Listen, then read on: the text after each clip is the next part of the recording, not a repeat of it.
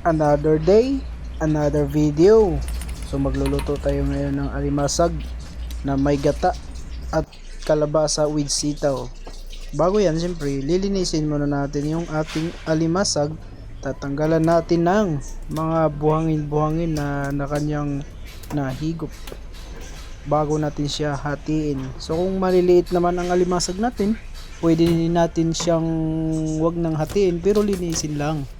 Pero yung nabili namin ay sobrang laki at yun, kailangan nating hatiin para hindi naman masyadong malaki at mayroong makain lahat isa-isa, diba?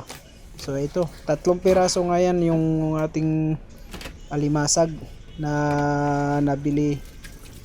Kaya ito, hugasan natin, linisin lang natin ng bagya. At maghihiwa na rin tayo ng ating kalabasa. Syempre, yung last na lang yung hiwain natin, yung ipakita natin sa video para hindi masyadong mahaba. Yung sitaw andyan na rin, ready na. So ito na yung ating mga dapat lulutuin. Andyan yung kalabasa, sitaw, alimasag. Ayan o, diba? Ang ganda ng mga pagkahiwa, fresh na fresh yung alimasag. Andyan na rin yung gata natin.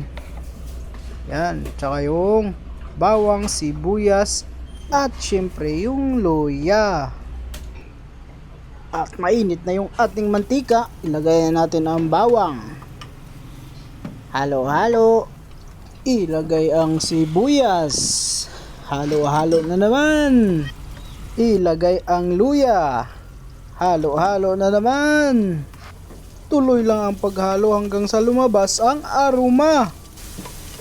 Konting patis at ilagay na natin ang kalabasa, tapos halo-halo na naman. Halo lang ng halo hanggang sa maluto yung kalabasa natin. Pagkaluto ng kalabasa, isunod na ang sitaw. Medyo half cook lang yung kalabasa at yung sitaw half cook lang din. So ilagay na natin ang alimasag. Halo-halo na naman. Ilagay ang gata.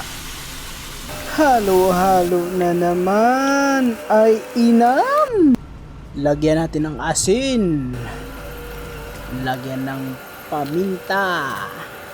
Halo-halo. Ayan o. Halo lang. Tas tikman na natin kung ano ang lasa. Ay, grabe ba? Sarap. Halo-halo, takpan uli. So, finished product na ang ating ginataang alimasag. Ano pa hinihintay nyo? Kain na na! Salamat sa inyong pagpanood!